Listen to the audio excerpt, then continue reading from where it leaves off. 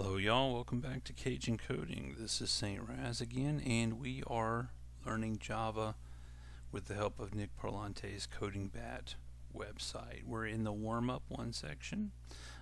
Before I go on, there are a couple things that I wanted to go over real quick here. There were some addendums and or corrections that I had from a previous cast. Let me see, and we're going to go open up Parrot Trouble, and I'm going to use the workspace here as kind of a whiteboard. Now, I did mention in an earlier cast that a function has a return type, a return value, and it returns that thing, whether it's a string of characters, whether it's an integer, whether it's a Boolean value. The problem resolves as true or false, that is. It can return only once. Now, that's not exactly correct, not totally wrong either. When a function returns a value, let's say you get to a line of code, return, say, false, it will not execute the code below that. So let's say if there's a default value of true at the end of the function, but it returns false if certain conditions are met before it gets there. If those conditions are met, the function will return false. It will never get to that true statement, because once a function returns, it stops executing, and it will return only once. It won't return only once. It returns only once each time it is called. So in the execution of a program consisting of multiple functions, as most do, a function may be called multiple times. Or a program that's running, let's say, a client that, or a server that's, performing functions. It may run for hours or days or even weeks without interruption. A function might be called literally millions of times, but each time a function is called, it will return only once. So, also, I'm not sure if I went over all the Boolean, all the comparators, the operators there. So we did go over the OR, and the OR is represented by the two pipes, like that. We did go over equals, or the two equal signs there. The assignment operator is the one equal sign. The assignment operator is going to assign to the value, to the variable on the left side, the result on the right side, and the right side may consist of another variable where you're just assigning to the left side the value of the variable to the right, or it might be a statement. You might have to perform some operations there. We have the not operator, which is the exclamation point, sometimes called a bang, and that can be used to append to the beginning of a variable, or it can be outside a statement. So for example, if we have a variable, let's say one we used earlier, so let's say the variable is weekday.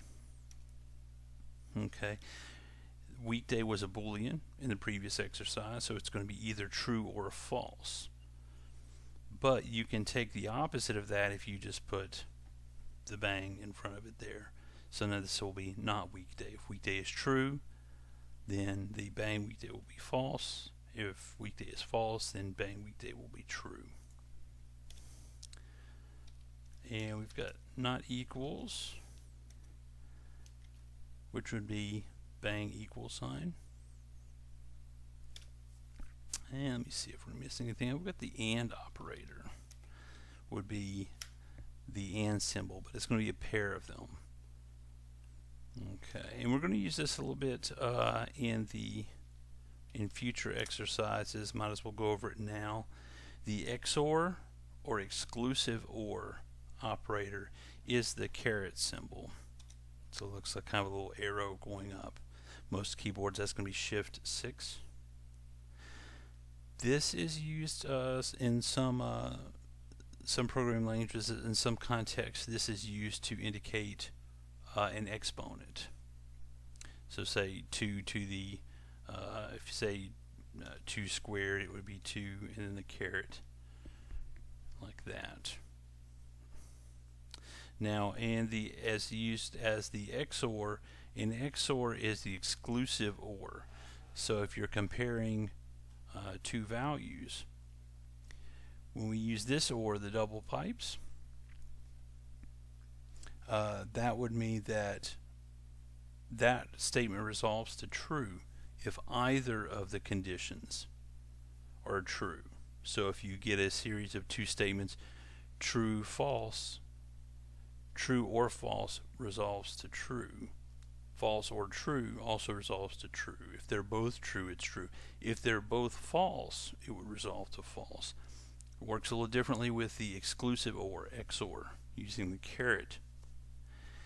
Exclusive OR means only one of the two is true. So true, false resolves to true, false, true resolves to true. True or true, or rather true XOR true, resolves to false. So if they're both true, it's false. If they're both false, it's also false. So that's the exclusive OR. Okay, and what else did I miss? And I think I misspoke. I'd call the math as when we're using the absolute. Let's say a statement here. This statement, this will return the absolute value of what is inside the parentheses here. So if you say you have -7, it's going to return 7. It always returns a positive value. And you can also place statements in here. Say you have 2 minus 7. Well, 2 minus 7 is -5, but this will return +5. It always returns because of this absolute method there. The absolute method of the math class. I think I called it a math object earlier, but math with a capitalized M there is the math class, and we use that a lot in different functions, and you'll see those in the exercises. So we're going to go ahead and get started on the exercises here. And what do we have? Parrot trouble. We have a loud talking parrot. The hour parameter is the current hour time in the range 0 to 23. We are in trouble if the parrot is talking and the hour is before 7 or after 20. Return true if we are in trouble. Okay, so let's do an if here. And we're only in trouble if the parrot is talking. So if talking. Okay, now this is a Boolean, if talking. We don't have to put equals true. We just do if talking. If talking is true, then that will resolve to true. So if talking. And we can nest if statements. If hour is greater than 20 or hour is less than 7. And we return true. Okay, now here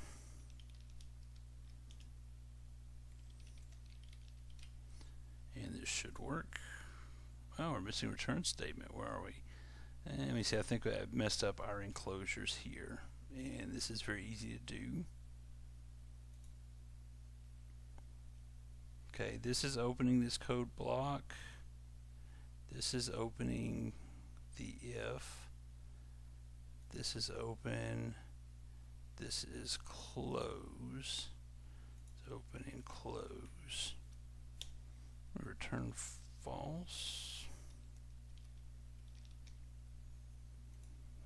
That works. I think we can get rid of this. I don't think we need this. That works. Okay, so what we have here is we have nested if statements. Okay, if parrot is talking, then we may or may not be in trouble because that parrot has to be talking. It has to be before 7 or after 20.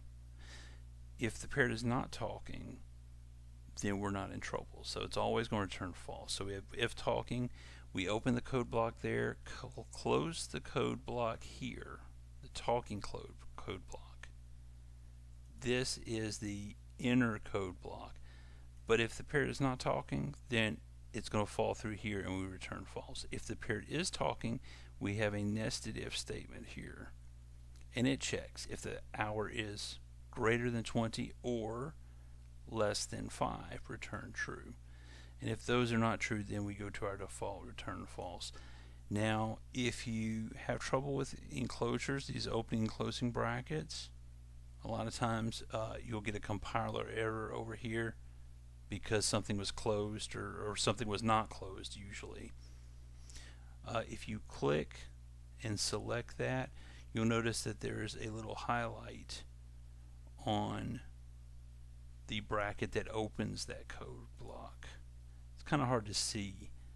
Most integrated development environments in which you'll actually be coding when you work, or they have different colors for different types of keywords. So the variable declaration will be one color, and then there's often these code blocks that are a lot easier to see than this fairly bare interface. You see there is some color coding here with the return keyword, public, boolean, true, false.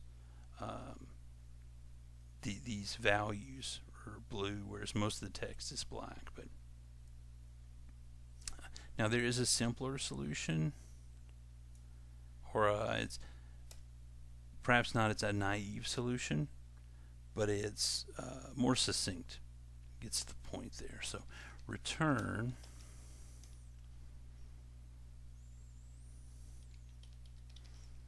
talking equals true, and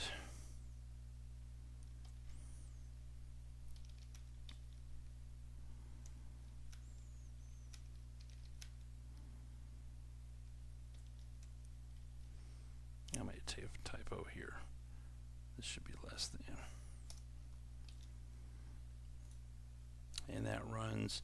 Let me check these parentheses. I think that this will not work. I think I'll throw an error here. Okay, it's not an error. It's logically correct. Excuse me. It is syntactically correct, but not logically correct. There are two main error types in programming. One is a syntax error.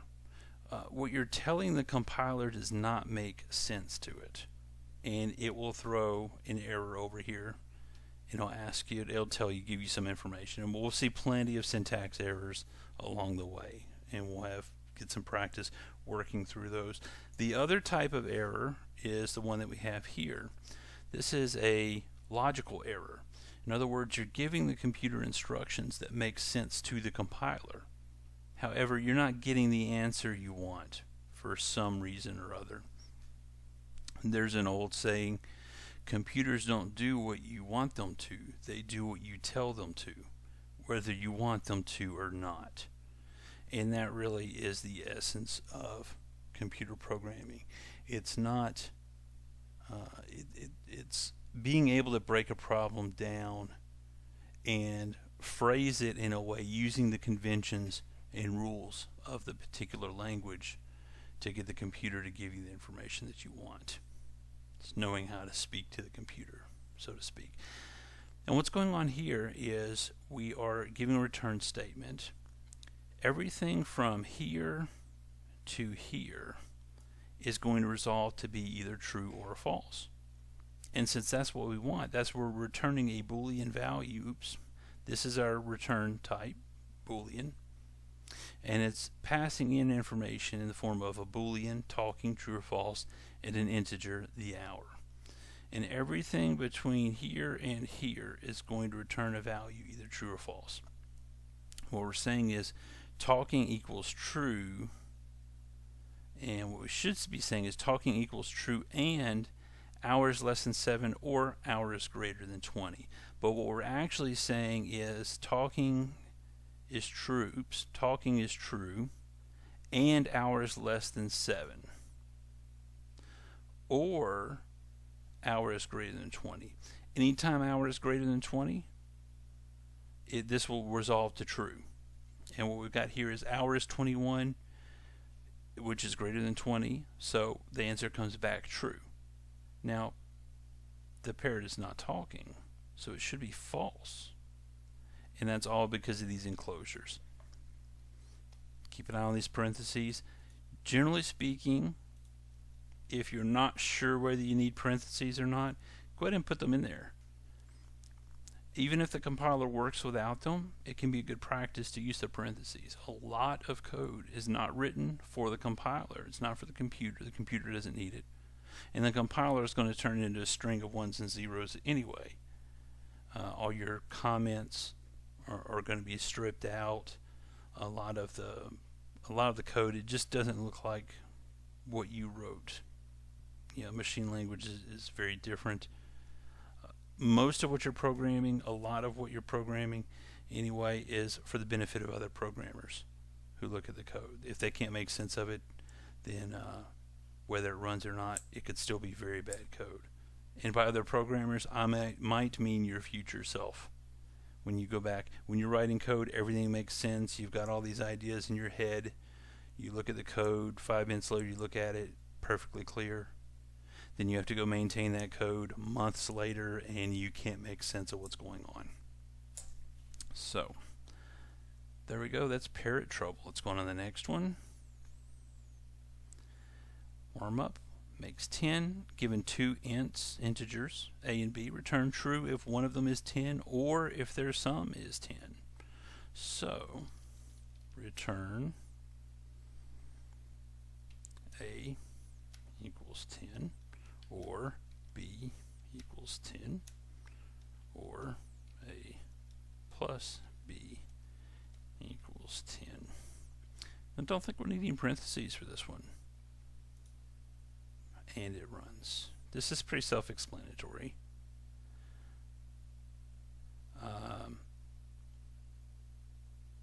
You could put parentheses around this, around this, around this. I really think that'd be going a little bit overboard with that.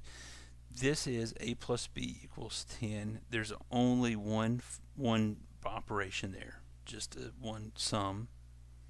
If there were multiple operations involving addition and multiplication, and the order was weird or something, you might want to break that up with parentheses. But this is fine. It's a very easy exercise. Going on to the next one, NearHundred. Given an int n, return true if it is within 100. If it is within 10 of 100 or 200. And then they give us a hint here, math absolute num computes absolute value. We've encountered this already, so this will be old hat. So here we go. Let me see.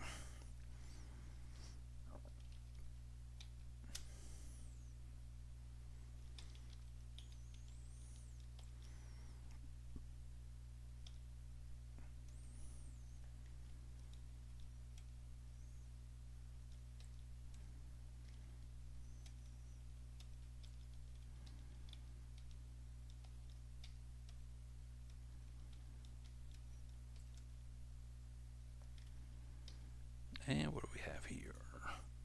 Okay, looks like we're false on a couple of these. What's going on here? And now let's look at what we've got. Which one's passed? 93 is within 10 of 100. That's true. And then we've got some, let me see, 209, close to 200, true. 190. Oh, we missed that one. What's going on there?